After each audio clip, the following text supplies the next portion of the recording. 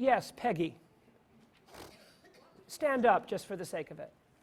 What would you say to someone who his or her whole life has pursued a course of trying to earn love? What would I say to someone who their whole life has tried to earn love? Well, first, I would have to ask myself, do you have compassion for this person? Because this person is not to be judged or to be attacked or to be thought lesser, because we're all doing this. So first I'd have to say, Lord, help me to stand on the same ground of whatever I think about this person. And finally, I would really wish, all that I would wish is that that person would tell me whatever it was that she thought about this pattern, how it had gone, and then I would be very delighted to read or to explain lovingly and personally a verse like this. That chances are that I don't need to tell you that if your life is about earning love, you're probably living on top of a garbage can of failure. And there is another way. And I wouldn't just dress it up religiously, although I would include Christ Jesus in it. I would also add that the fruit of this great truth here is a kind of love for others that, oddly enough, produces belovedness. People who know this get loved. People who are not, haven't you ever turned to somebody and said, oh, he's trying so hard? Don't you know anybody like that? It's the killer in male-female relationships. If the guy is, quote, trying too hard, what happens? The girl goes, thank you. You're so real, Mrs. Dura. You are so real. Everything so far. She knew about Steve Perry, and she knows about this. The moment that the guy is all trying too hard, the girl just goes a million miles away. And it's the same thing of everything. In everything. If you're trying too hard, it's obvious. But when you're not trying too hard, because somewhere inside yourself you're reconciled to who you are, you draw attraction to you. It's the darndest thing. Okay, Mary, before we conclude, do you have anything you'd want to underline or correct? Yes. You don't. Oh, thank God, I'll hear it later. No, I won't. No, I won't. She really would have said it. She's very wise. She would have said, Paul, you should have said such and such. Bill, what were you going to say? John, I'm so sorry, John.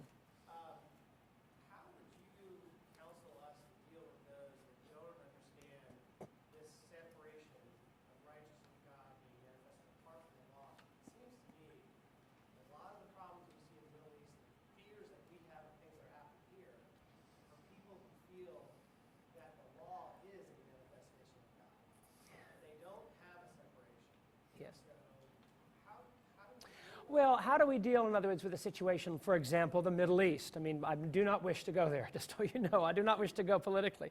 But I do want to say, how do we deal in a world where distinctions are everywhere and distinctions between groups and points of view? I noticed this. Now, wait a minute. Where did I read it?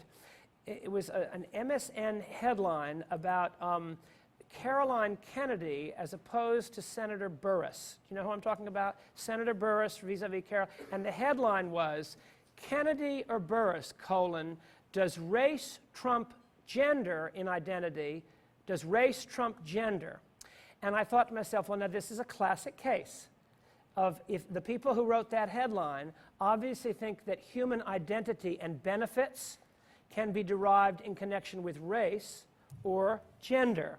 And so if you take that seriously, you have to, you compare the benefits derived in terms of human identity politics.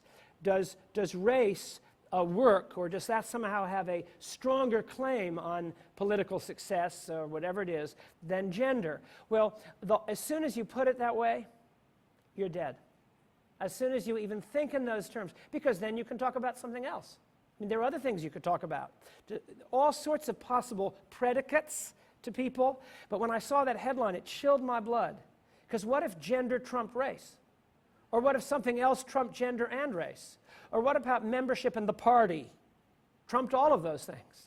Or what if what if family? You know, in parts of the world, gender and race have nothing to do with it. It's kinship. What if kinship were the thing? So what you find in the world is a tremendous wrong idea about identity conveyed on the basis of some controllable thing, identity marker, and this creates violent conflict in the world. Now, there's nothing I can do about it. I often say to Mary, we've lost that one. We've lost that one. As if Paul Zahl has anything to, Gaza and Paul. We've, quote, lost, end of quote, that one. Every word in that sentence is questionable. We lost and that one. But what I want to say is that this gives us a very interesting way of looking at the world. It helps us to see group think in a very illuminating manner. It helps us to see litigiousness and lawsuits based on identity politics in a very interesting way. And it gives us a tremendous relief, because let me say one other thing and then I'm done. It is an enormous relief to know that your success in being loved is not dependent on anything that you have anything to do with. Because it may turn out that all those things are bankrupt. There's a great New Yorker cartoon of the man who has lived by law, and then I'm done. David, I hope this is all right. Irma, I cross you, I baptize you, I love you. Now, what happens here is a guy's walking in to a party. It's a surprise party. And it's a New Yorker cartoon. They're all saying, surprise! And his wife has a placard, surprise! You'll be hearing from my attorney. His son is saying, surprise, I'm not your son. The boss, surprise, you're fired. And the worst of all, mother is there with a big placard. And she says, surprise, you're not my son either. Everything that he thought was true is not true. And I conclude by reading to you a sentence from a book by Jerome Miller, a Roman Catholic philosopher, who understands the nature of the wake-up call, John, which I'm attempting to say.